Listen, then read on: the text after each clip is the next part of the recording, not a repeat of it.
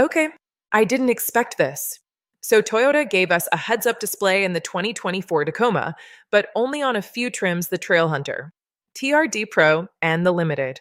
And then in 2025, it was basically only available on the Limited in certain configurations. And now in 2026, it's basically Limited only. And Daryl's decided that's a problem he's going to fix. And apparently this works on the 4Runner too, which, honestly, sounds about right. Welcome to Everyday Tacoma, where we cover mods, add-ons, community, and we don't talk at you. We show you how it actually works. With a real-life engineer who still can't order coffee without making a mistake, especially when it involves green stuff. A heads-up display projects information like speed directly onto the windshield. The idea is to keep your eyes on the road, instead of looking down at the dash. But whether that actually improves driving depends on how well it works in real conditions. And Daryl, after this, you're getting me a matcha latte. So how much is a matcha latte? So I'm going to let you guys in on a little bit of history. I've had a heads-up display before, years ago on a Bonneville SSC, and I really liked it. So this truck didn't have one when I bought it. Then I saw this one from Lexland, and I figured I'd try adding it to my truck and see what happens in everyday driving. Not just installing it, but actually using it on the road, in the city, around town, day and night, sunlight and clouds. The question isn't just whether this works, it's whether it actually changes how you drive. Does it become something you rely on? Or does it fade into the background after a few days? That's what we need to find out. What Daryl's seeing here makes sense. This system is reading real-time data from the truck and projecting it onto the windshield. There can be small differences before calibration, that's normal. In bright light, contrast limits visibility, but at night, it becomes much clearer. The real benefit is reducing how often you look away from the road. But whether that helps depends on the driver. Here's a preview of what this thing's going to look like. Let's plug it in real quick and take a look. All right, there it is. We'll get a better look at it out on the road, but that's basically what you're going to be getting. Okay, let's take a look at what we got here. This is how it shipped to us, okay? And I'm going to open this thing up.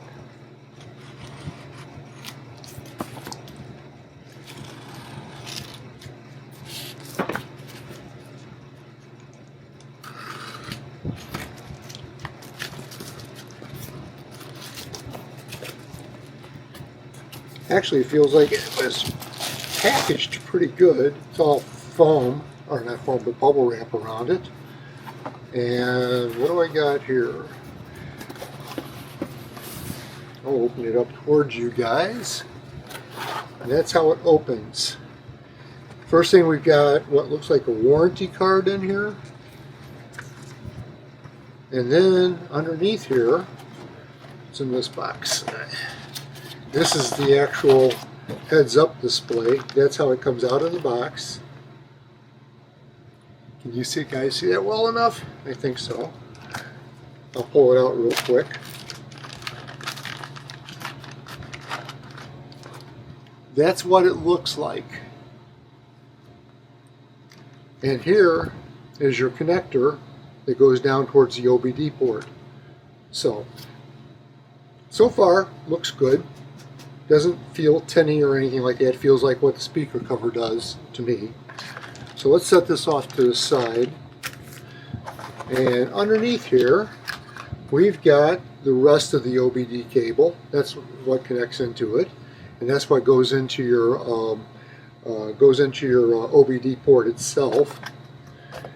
Okay, we'll set that off to the side. And then here we've got, and I'm not going to pull these out, but we've got a pry tool and a squeegee for applying the film. Okay, and inside here, oh, this is good. In fact, I will open this. Inside here is two reflective panels, so that's a good thing. Okay, So that's the unboxing. The heads-up display is going to replace this speaker cover right here. So it mounts right here on the dash, and then it runs down inside the dash, behind your auxiliary panel, to the OBD port, which is right here where my finger's touching right now. So that's a short run. We should be able to do that easily. Okay.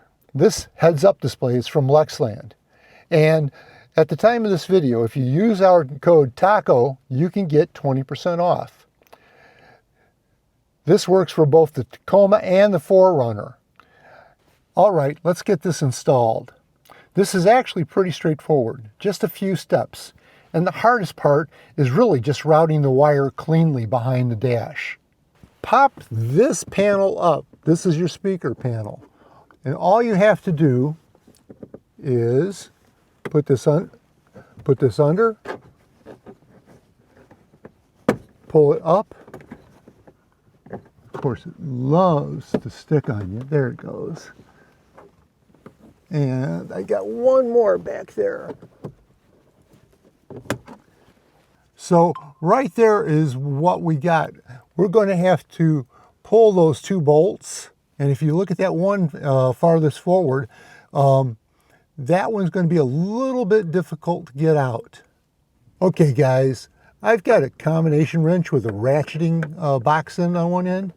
This can get right on top of here and can loosen that bolt. It can also get back here. There we go, now it's loosening up. Okay, so that's how you get to these bolts back here. Once you've got the bolts loose, all you have to do is lift up on the speaker and pull it up. And now that you've got the speaker up and out of the way, now we can sit there and work on getting the auxiliary panel off. The best way I've found of doing that is to pop this piece off onto the ground.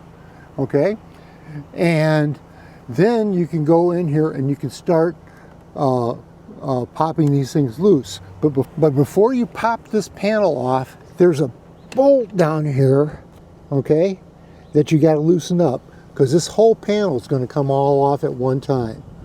Take that bolt out, and then we start popping everything else loose. Okay guys, I pulled straight out and I was able to pull this out. Now as you can see, we've got access behind the dash to figure out where we're going. Okay? So not that hard to do. It's just straight out. And you don't have to pull it all the way off or anything like that. And just for reference, that bolt I took out was an 8mm bolt. And the ones on the speakers were 10mm, in case I didn't say that. Here's the part. And here's the part that other guys won't show you.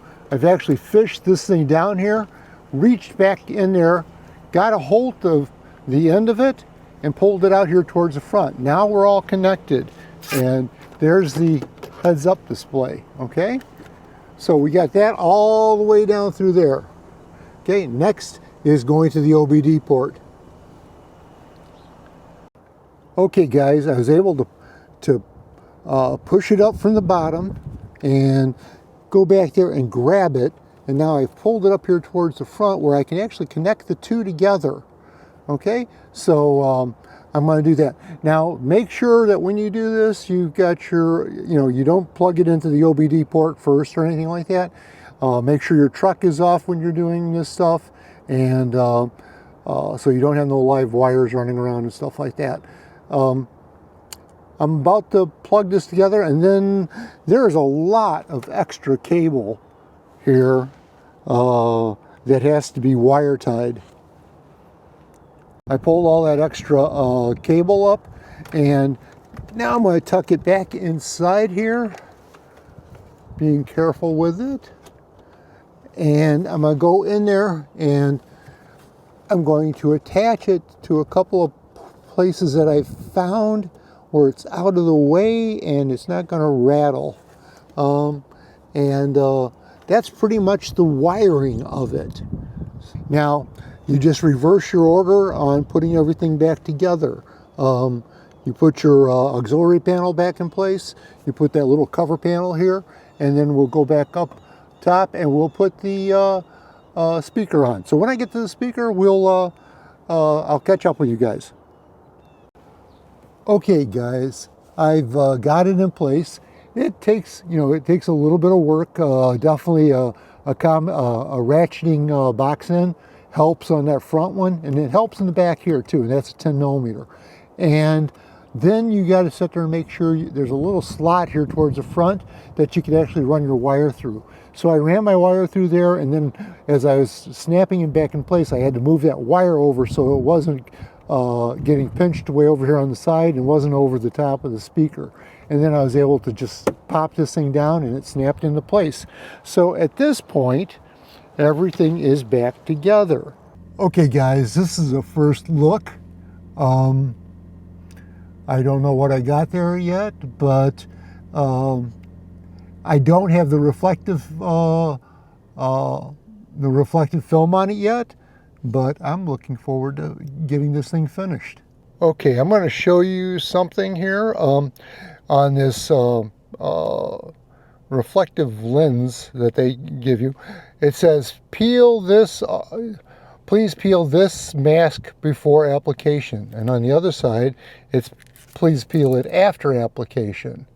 So I'm going to peel this one off before. I'm assuming that goes against the windshield, okay? And then I'm going to squeegee it down, and then I'll remove it on the other side. So I'll give you a minute, guys. I got it in place. I sat back in my seat, located where it should be, okay? There's two sides. There's one that you got to take off first, and that goes up against the windshield. And now I've got it squeegeed in place, and I've actually peeled that back, the other side of it off at this point, and that's what I've got. That thing's bright. I actually see pretty good through that thing. So impressed. Okay guys, the minus button's on the left, positive button's on the right, and there's a center button also. We're going to hold down the button on the left, and now that it's held down, we're going to be driving along here. I'm going to take this up to 50 miles an hour.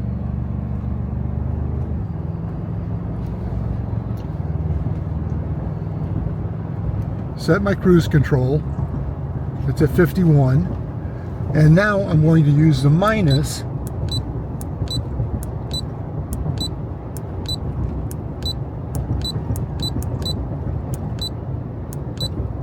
whoops, one too many. Okay. And I set it to 51 miles an hour. Now the two of them match. Now we've accomplished calibration. All right, let's take a quick look on how to actually use this, because this is one of those things that's a lot easier once you see it. On powering it up, in other words, when you start the truck, it powers up right away. No setup is required to get it on. Okay. Then you can scroll through the data. Okay. You can scroll through the different screens. Just tap the plus button right here, and the plus button is on the right hand side.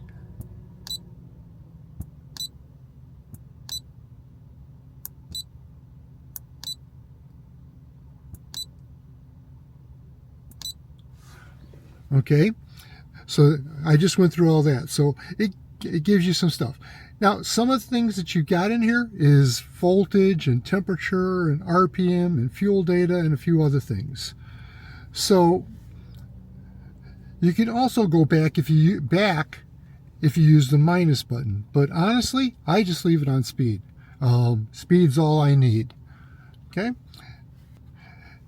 Your brightness, you can adjust brightness by going into it, and if you read through the little manual they give you. So that's one of the things, and you just saw how to get to it, get to these different things. And the one thing about brightness is it's self-dimming. In other words, there's a little LED, or not LED, but a receiver on the top of it that tells it how bright it is outside, and it automatically adjusts the brightness in that. Okay? I think we've all earned a coffee run. I'm ordering one of those green things Daryl won't touch. He's buying today if he doesn't know already. How do you take your coffee or matcha? Leave it in the comments. And Daryl, yes, there is something other than black medium roast coffee. If you liked watching us share the taco truck today, hit like and share it with your friends or even your own everyday Tacoma girl. Subscribe before we start selling tacos on the street. Thanks for riding shotgun with us. Love you guys. Till next time. This is Cody.